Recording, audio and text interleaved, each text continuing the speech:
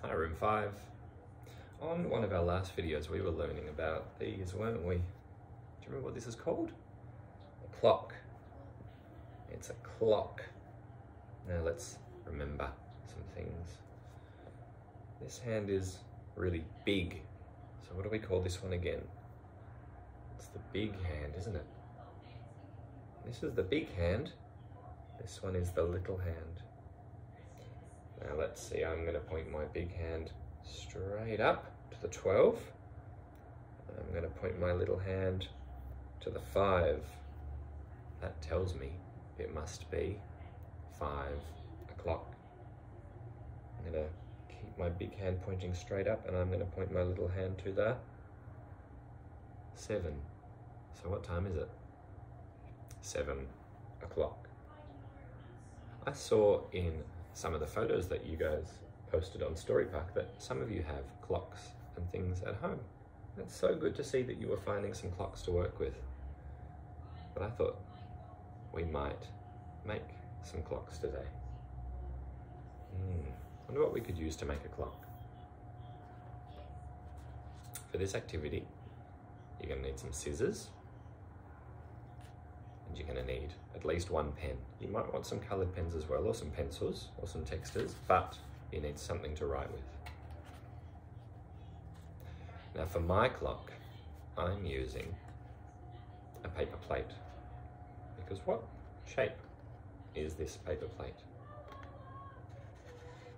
It's a circle, isn't it? And what shape is our clock? Our clock is a circle. If you don't have a paper plate, don't stress. What can you do? You can cut a circle out with some paper, and I'm going to do that with you in a second as well. So don't stress. We're going to use a paper plate or a paper circle for our clock. What else does our clock need? It needs a big hand and a little hand. I'm going to use green and red paper for mine. You can choose whichever colours you want for yours. If you don't have coloured paper, what could you do? You could use white paper and then colour it in. So don't stress. There is always a way that you can do this. So let's have a look at what we notice on our clock. We know that it's a circle shape. That's good. Our plate is the same shape, so we don't need to do anything. What do we see on the clock? We can see numbers, can't we? Up the top is 12. Then we start, we go 1, 2, 3, 4, 5, 6. 6 is at the bottom. 7, 8, 9, 10, 11, and then up the top is 12. Let's see if we can draw out the numbers on our clock, or write out the numbers. We don't draw numbers, do we? We write them, don't we? Because we are writers in kindergarten. Let's see if I can make this work. I'm going to see if I can try. Maybe you might want to do this along with me. Let's see. So I'm going to start over here. I can see. Maybe I'll do it. Maybe it's a bit easier on the back of the clock. On the back of the plate, sorry. 1, 2, 3, 4, 5, 6. So let's have a check. The 6 has to be at the very bottom. And let's check, is 6 at the bottom? It is. Let's keep on going. 7, 8,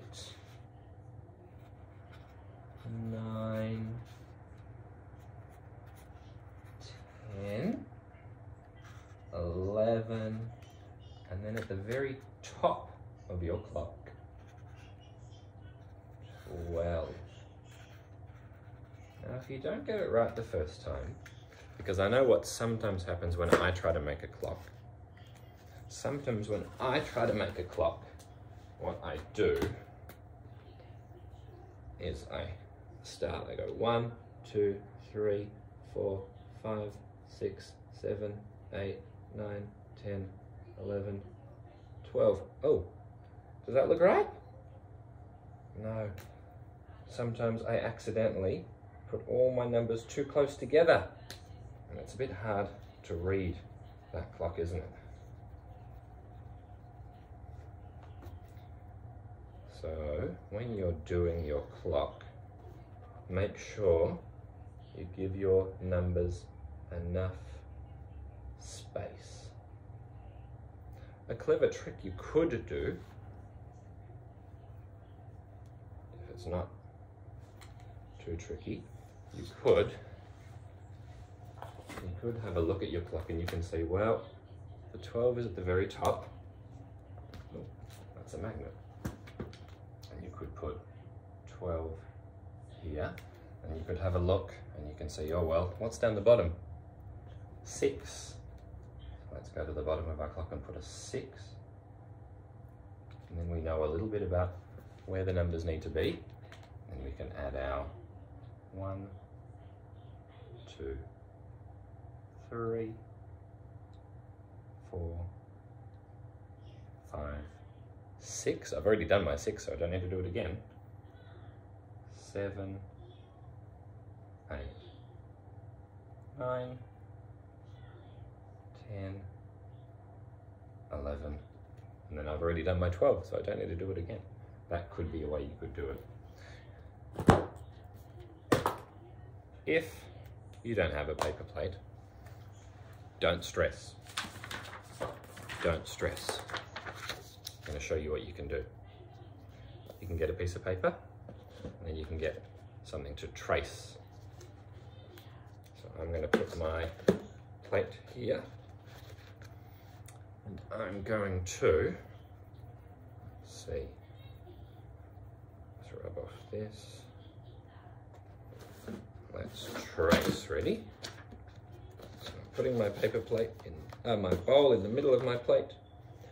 I'm getting my pen. I'm going to go around, all the way around.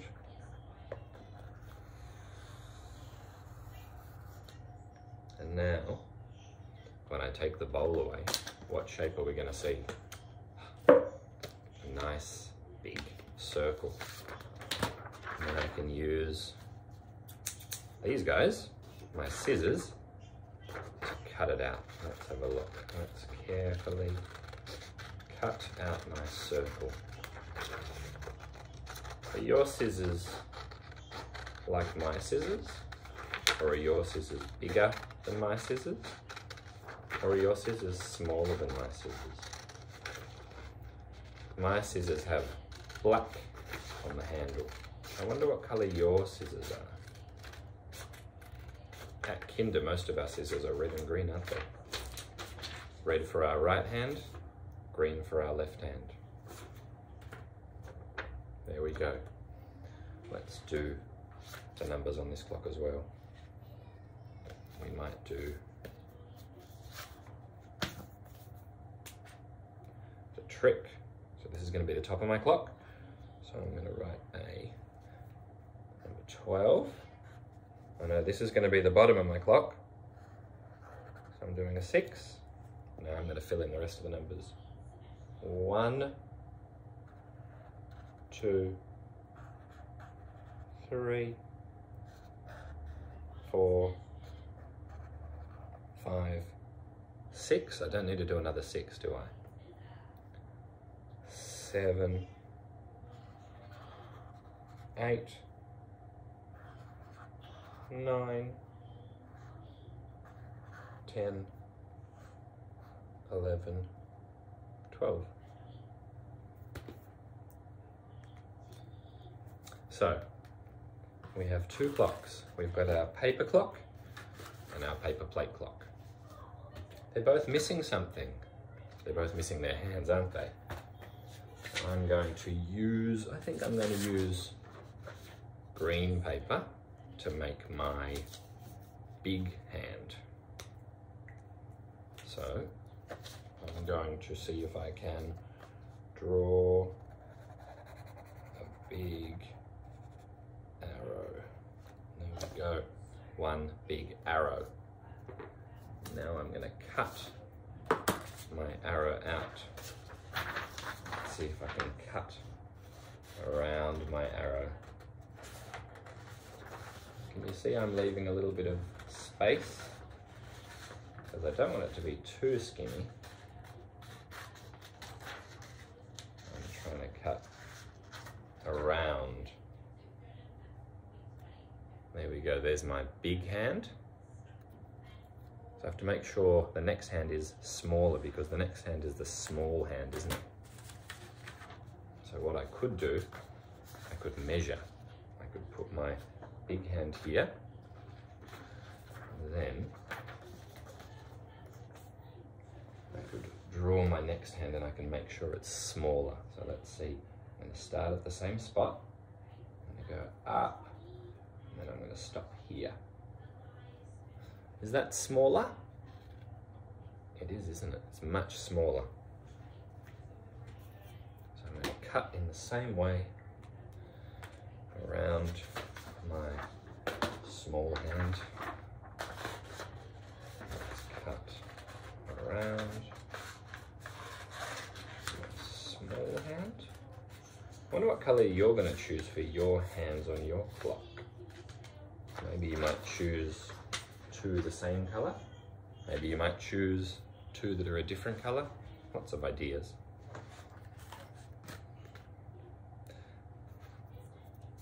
I've got a big hand and I've got a little hand. They're not going to stick on like that, are they? I need to think of a way to get them on. Now there are lots of different ways you could get them to stick on. But the main thing is we want them to be able to move. So if we put glue on here, what will happen? Will they be able to move anymore? No, they'll be stuck. Now you could use a pin. You could use, what would be best is something called a split pin, which is a pin that you can put in and then you can bend out the legs at the back and it will stay in and let you keep on turning them. I went to the supermarket, I went to a few supermarkets, I couldn't find any split pins. So I'm not sure if they have split pins anymore. I think maybe you might have to go to a sewing shop to get them. But otherwise you could get a normal pin and maybe stick some cork or something on the back. But what I'm going to do, I'm going to use this. We know what this is, don't we? Blu-tack. I'm going to use some blu-tack for my clock. So I'm going to get a little ball of blu-tack. I'm going to put it in the middle of my clock. Here. Now I'm going to get my big hand. I'm going to stick it on like this. And I'll get another little bit of blu-tack. Put it on. I'm going to choose, maybe it's going to be 2 o'clock first. I'll point my little hand to the 2. I can see. It looks like it's 2 o'clock. And now because it's blu-tack, I can put my clock hand anywhere I want it. What time is it now? 5 o'clock, isn't it?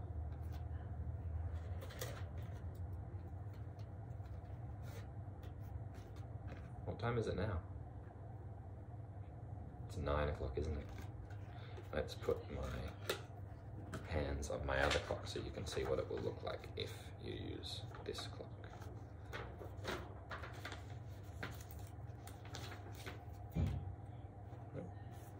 I dropped one of my hands.